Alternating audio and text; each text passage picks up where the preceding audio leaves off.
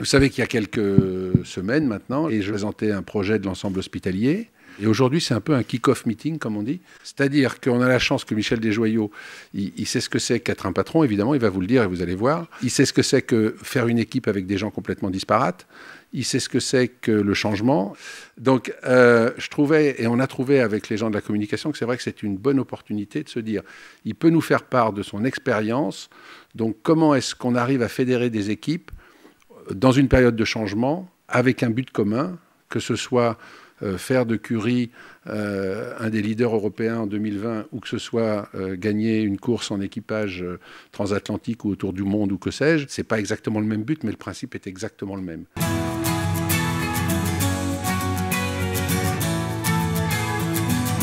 Je suis maintenant parrain de l'Institut Curie. Je tenais juste à vous rappeler un petit peu le pourquoi du comment, mais il se trouve que je suis le gendre d'un chercheur qui est encore un peu parmi vous de temps en temps, qui est Michel Bornins. Ça fait 25 ans que je suis les travaux de Michel, que je le vois se prendre la tête à essayer de comprendre tout ce qu'il observe avec certains et certaines d'entre vous. Ça fait aussi très longtemps qu'il me montre une partie de ses travaux et qu'on peut comparer certaines et qu'on peut observer certaines similitudes entre le monde microscopique qu'il observe et notre petit monde de nos bateaux à voile. Un point fort que je trouve dans l'Institut Curie, c'est tout le travail qui est fait dans l'Institut de recherche, donc au niveau recherche fondamentale, et puis toute la déclinaison va directement jusqu'aux patients qui sont traités dans la même structure.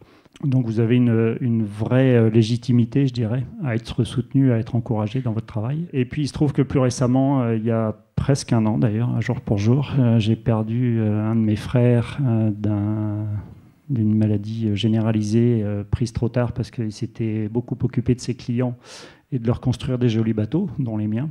Et que quand il s'est occupé de son cas, c'était trop tard pour que la médecine et tous vos travaux puissent le sauver. Voilà pourquoi j'ai le plaisir de soutenir et de vous accompagner et d'apporter ma modeste contribution à mieux vous faire connaître à l'extérieur.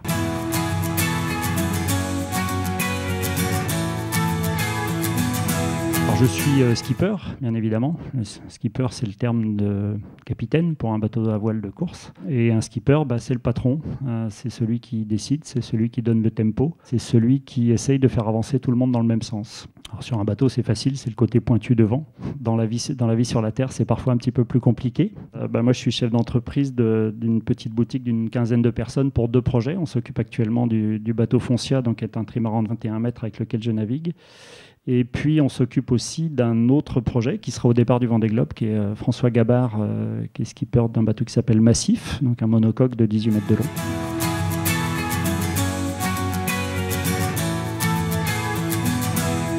Une équipe, c'est des gens compétents dans leur domaine, mais c'est aussi des gens qui sont capables de travailler ensemble, qui sont capables de se remettre en cause, qui sont capables d'apporter au collectif. Quelqu'un qui est très compétent mais qui n'est pas capable de travailler avec les autres, il ne va pas être utile non plus au collectif. Donc on peut, ça m'est arrivé de temps en temps, de prendre des gens et de les mettre dans une autre case, ou peut-être qu'on utilisait moins 100% de leurs compétences, mais qui faisait qu'ils avaient une place qui était plus cohérente avec l'ensemble de l'équipe, avec l'ensemble des dispositifs. Alors, ce n'est pas toujours facile à faire, mais quelque part, il y a un intérêt majeur qui est l'efficacité du projet. J'ai coutume de dire que dans un résultat d'une course, quelle qu'elle soit d'ailleurs, qu'elle soit en solitaire ou en équipage, la course en elle-même ne représente que 20% du résultat final. Ce qui veut dire qu'il y a quand même 80% du résultat qui est fait avant le départ par tout le travail en équipe et tout le travail d'une équipe.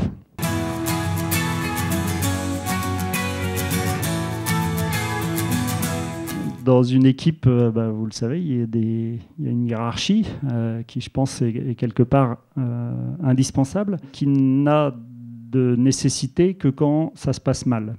Si chacun trouve sa place dans les équipes, il n'y a pas besoin de chef. Tant que tout va bien, moi je suis un des équipiers du bateau, et moi je ne vais avoir à intervenir et à abuser de mon autorité que si les gens ne sont pas d'accord entre eux. Il n'y avait pas de consensus qui est sorti. Il y a une décision qui est prise, on y va, on va jusqu'au bout de cette solution-là, on l'exploite à fond, et au moins après on saura.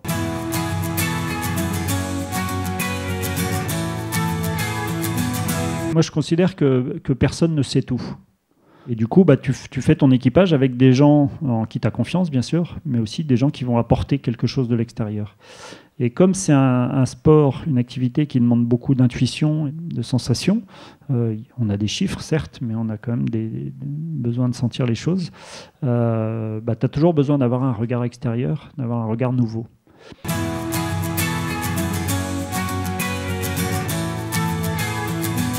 Donc ça, une fois que le bateau va tout droit et on essaie de le faire aller le plus vite possible, à la limite, tout va bien. Ensuite, il y a une autre cellule de réflexion qui est la stratégie et la tactique. Alors nous, chez nous, on appelle la stratégie ce qui est le choix de route en l'absence de la présence des concurrents. C'est-à-dire, on ne s'occupe pas de ce que font les autres et juste on a un plan d'eau devant nous, on a des conditions météo, on a un parcours à exécuter.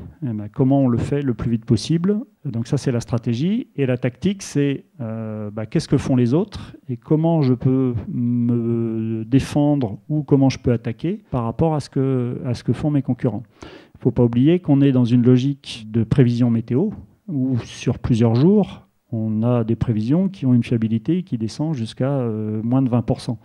Donc on peut élaborer des stratégies à court terme, ça va, on s'en sort à peu près.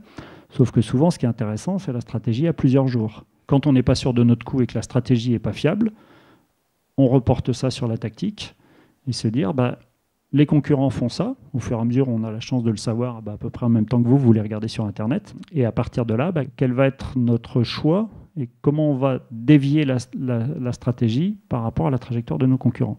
Donc ça, c'est une autre phase du jeu qui se fait entre le navigateur, donc celui qui est le stratège en fait, le tacticien, c'est-à-dire celui qui regarde les autres bateaux, et puis en général, il y a un troisième lascar qui vient dans le cercle du jeu, le skipper, le chef, qui va pouvoir faire des arbitrages si les deux autres intellectuels ne sont pas d'accord avec eux-mêmes. Et puis il y a une troisième phase du jeu, c'est une fois que les deux premiers ou le troisième a décidé, quelle manœuvre il faut faire pour adapter la trajectoire du bateau, et à ce moment-là, c'est tout l'équipage qui se met en route.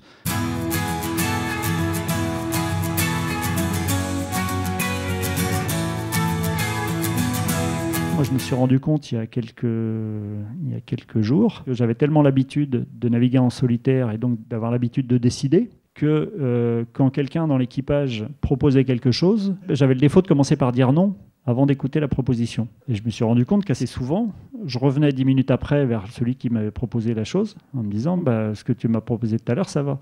Alors c'est là où le chef il doit être bon, c'est qu'il doit être capable du coup de valoriser l'idée qui est proposée. Je pense qu'il faut avoir une vraie légitimité de compétence et surtout de capacité de décision. Ça ne veut pas dire qu'on doit être plus compétent que chacun de ses ayants droit pris individuellement. Mais ça veut dire qu'il faut avoir une ligne de conduite, voir où on a envie d'aller et comment on a envie de le faire.